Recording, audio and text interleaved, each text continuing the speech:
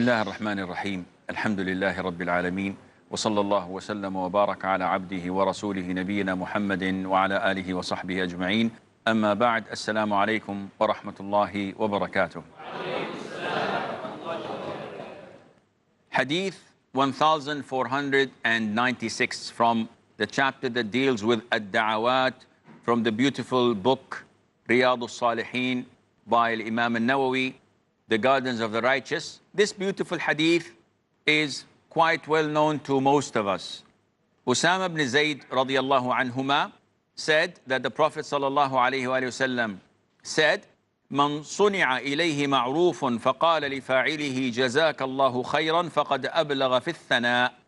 He who is favored by another and says to his benefactor, جزاك الله خيرا, which translates to may Allah reward you well, indeed he praised the benefactor satisfactorily. Now, what does this hadith mean? There is another hadith. The Prophet said, alayhi salatu wasalam, whoever does something in your favor, you have to reward him. So if you find that there is no sufficient reward for him, then say to him, Jazakallahu khayran, may Allah reward you with well. So this hadith falls in line with it. Allah says in the Quran, Hal jaza'ul ihsan illa al-ihsan? Should the reward of doing well be other than being rewarded in well? And this is why in Islam you have to show your gratitude to others. Someone does you a favor, someone gives you a helping hand, someone lends you money. So even if someone lends you money, if there is a condition between us that, okay, you lend me 1,000 and I'll return it back 1,100. This is called riba. But if he gave me 1,000 and I will return it to him 1,000, this is the agreement. And when the payment is due, I give him 1,100 or 200, or I give him his 1,000 and a watch as a gift. Is this haram? No. Because the best of people to pay back are those who pay back extra. You're showing your appreciation. It's not something agreed upon. If it was agreed upon or even hinted, this is totally prohibited. But as a way of showing you gratitude. And this shows you the beauty of Islam, that whoever does good to you, you always reward him. Sometimes physical reward is not desired, in the sense that someone who is rich, someone who is wealthy, if you try to buy him an expensive watch or an expensive pen, he has much, much more than what you're giving him. So it wouldn't do him any good. And that is why a lot of the rich people don't want your physical gifts, but they would love you if you say, may Allah forgive you, may Allah Azza wa Jal guide your children to being practicing, may Allah Azza wa Jal cure your ill. This is more expensive to them. So the Prophet is indicating to a similar thing, sallallahu alayhi wasallam. If someone does you a favor, reward him.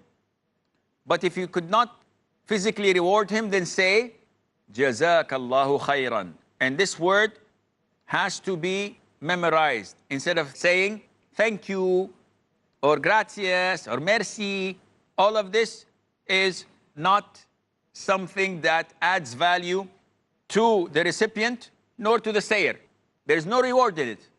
So when you say Jazakallahu khayran, this is singular, and the plural is Jazakum Allahu khayran.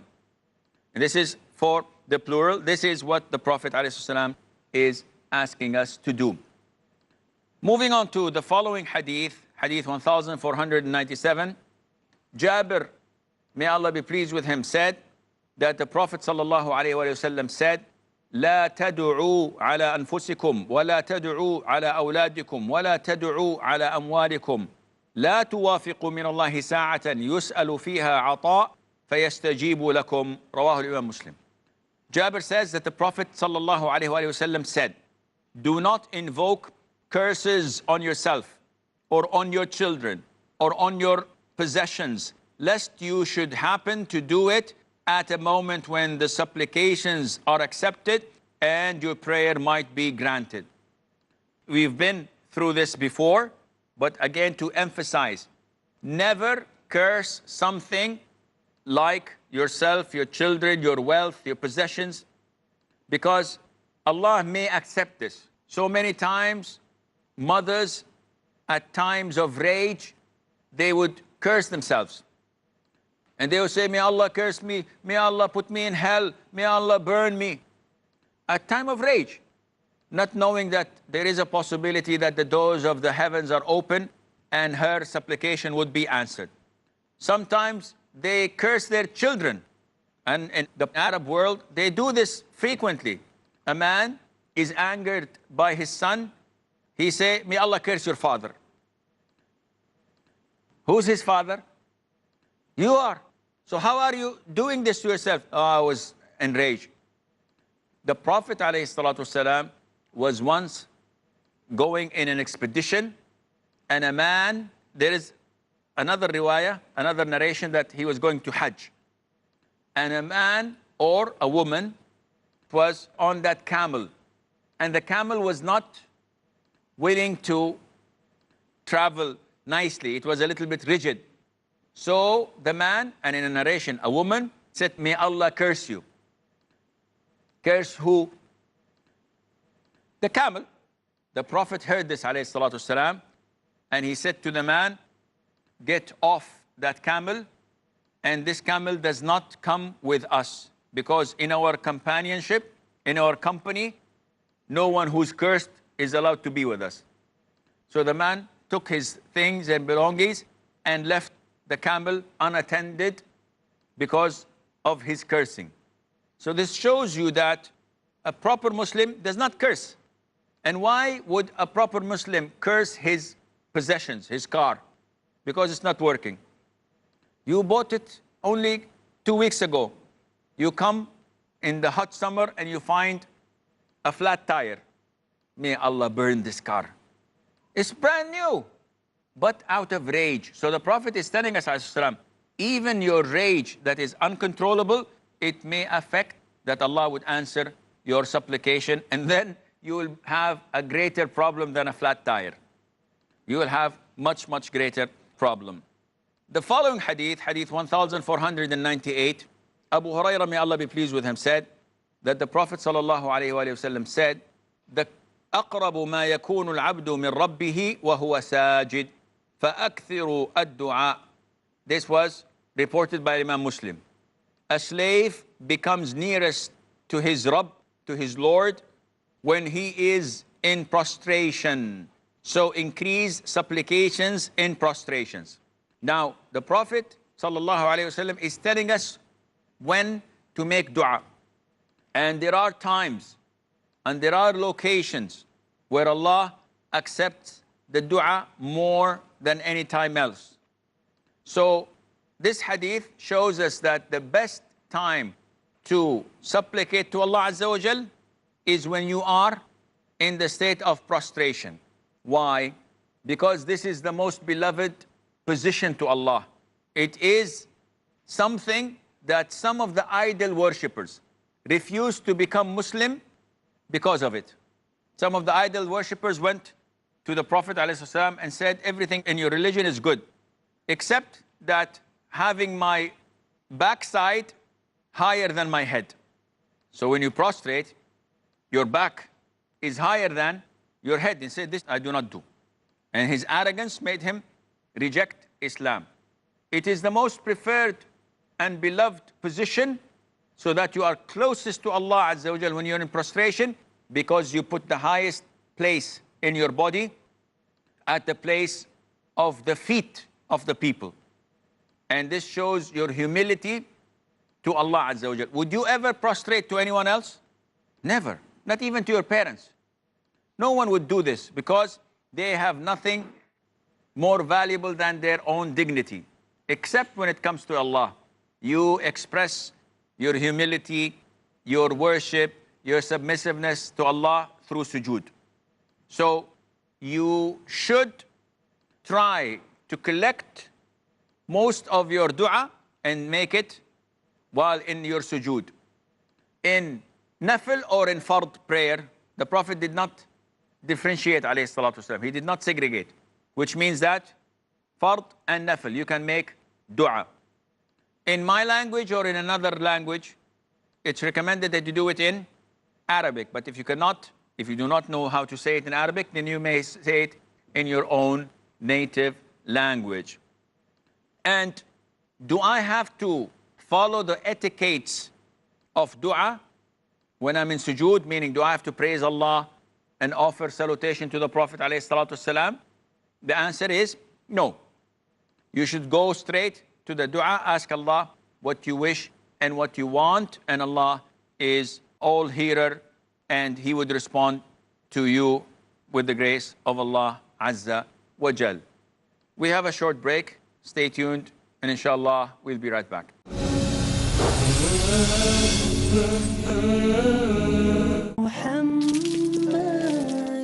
Pearls of Prophet Muhammad, peace be upon him. Abu Huraira, may Allah be pleased with him, reported Allah's messenger, may peace be upon him, as saying, the one who conceals the faults of others in this world, Allah would conceal his faults on the day of resurrection. Sahih Muslim, Volume 4, Book of Virtue, Hadith number 6267. Marriage or divorce? What's Islamic ruling? Nikah. Book. Solution or problem? Heaven or hell? There is a misconception. You choose. Beauty, wealth, family status, virtue. Decide what you want. Decide your choice. Be sad or be happy. It's your choice.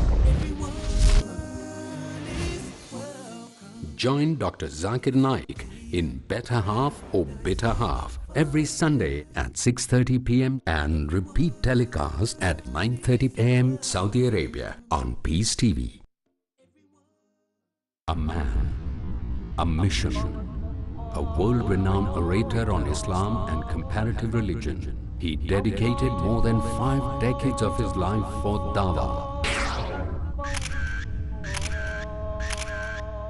Ahmad Deedat.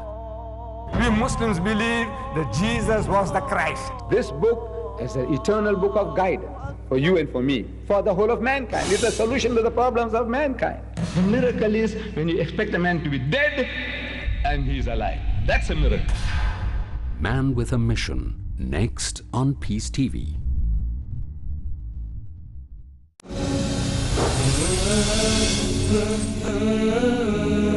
Assalamu alaikum and welcome back. Now, before the break, we had a number of beautiful hadiths, and we have few hadiths to go. So before pursuing these hadiths, do we have any questions? Yes, Umayr. Sheikh, as we had discussed previously, that it is better if we make dua for a person when he is not present. So, should we say Jazakallah to a person in his absence or in the presence? What is more preferable? And secondly, can we say Jazakallah to a non-Muslim in return of a favor? Okay, that's a very good question. First of all, saying Jazakallahu khairan, it has to be to the individual. You cannot say it in his absence because this is a different dua. So yes, it does good for you. The purpose of saying it to him so that it would be showing your gratitude and appreciation to him. If you don't say it to him, what would he feel? This person is not grateful to me, so next time I will not do him any good. And that is why you should say it to him in his face. Now, if you want to add a bonus to that, is after you say Jazakallah khair, when you go home, you ask Allah Azza wa Jal to reward him and to forgive his sins, etc. Can we say to a non-Muslim, Jazakallahu khairan? And the answer is no. You should not ask Allah for mercy, for forgiveness to a non-Muslim. But you can ask Allah Azza wa Jal anything in this dunya. So you can ask Allah Azza wa Jal if he's sick to cure him. You can ask Allah Azza wa Jal to guide him. You can ask Allah Azza wa Jal to bless his children, for example. But to reward him, this deals with forgiveness, mercy, and reward in the hereafter, and it should not be said to them. And Allah knows best. Yes, Habib. Sheikh, as we discussed that in sujood the person is close to Allah. So it is the best time for making du'as and supplications. So we see many people after they finish with their prayers, they go into sujood, a special sujood for making du'as. Is this sujood valid and is a part of Islam? That's a very good question. Is it permissible due to the fact of the hadith of the Prophet ﷺ that the closest one is to Allah is when he is in the position of prostration? So is it permissible for me, if I have something to ask Allah, to offer a separate prostration, a separate sajda, and I ask Allah Azza wa Jal whatever I need? The answer is no, this is not permissible, and it is an innovation. The only two sajdas that can be performed other than in prayer are sajdatul tilawa and sajdatul shukr, the prostration of recitation. If you're reading the Quran and you pass by an ayah with an order to prostrate, you're not in prayer, you can prostrate. Or the sajda that deals with showing your gratitude to Allah, sajdatul shukr. And this is something that happens not on regular basis, meaning that every single month when you get your paycheck, you make sajdatul shukr. No, this is reoccurring every month. But if, for example, someone dear to you, your grandfather was admitted to hospital and there's a surgery and it took 4 hours and the doctor came and says, Alhamdulillah, the surgery is successful and your grandfather is well. Do I make prostration of shukr? Yes, you do. So something that is not regular and it's a favor and blessing of Allah, you do sujood ash-shukr for it. This particular and individual sajda is an innovation and it is not permissible. One would say, okay, what do we say about the hadith of the Prophet ﷺ when he asked one of his companions, do you have something you want to ask? And the man said, yes. He said, what? He said, ask Allah for me to make me with you in Jannah on the day of judgment. The Prophet said, anything else? The man said, no. He doesn't want money. He doesn't want wealth. Nothing. So the Prophet said, alayhi salam, أعني على نفسك بكثرة السجود. If this is your request, then help me so that you offer a lot of sujood, and this means that you will become with me on the day of judgment. So أعني على نفسك بكثرة السجود. This means that offer a lot of prostration. Said, yes, this is in reference to as-salat. So offer a number of rak'ahs of salat that include the sujood, and this would make you with me on the day of judgment. Not to do a separate sujood without any prayer. This is totally prohibited. Abdullah. Is there any special dua, supplication, when we are doing sajdatul shukr? Sajdatul shukr. That's good. This is a question that a lot of the people ask. Sajdatul shukr, sajdatul tilawa, sajdatul sahu, the sajda for forgetfulness. All of these do not have a specific prescribed dua. It is like any other sajda. You say Subhana Rabbi al-A'la or Subhana Rabbi al-A'la wa bihamdik, and this is sufficient. Some say that sajdatul tilawa has a little bit more supplications, but none of it, to my knowledge, is authentic. So Subhana Rabbi al-A'la is sufficient for all, inshallah. Yes. Faisal. Sheikh, as we have discussed about sajda shukr, so can we pray salatu shukr and we make it as our daily practice, like before sleeping, we pray salatu shukr for the whole day? Okay. There isn't anything as salatu shukr. This is something that is not authentic, though you may find it in some books of hadith and some books of fiqh, but it is not authentic. Likewise, salatul haja. This is very famous and widely spread among the Muslims. Whenever they have something, they pray 2 rak'ah and they with a special format and they ask Allah, this is not authentic. Likewise, Salatul Tasabih, a specific prayer with certain adhkar to be said in it. Likewise, Salatul Raghaib, which people do it on the 15th of Sha'ban and some do it on Laylat al-Isra wal-Mi'raj, Shabarat, something like.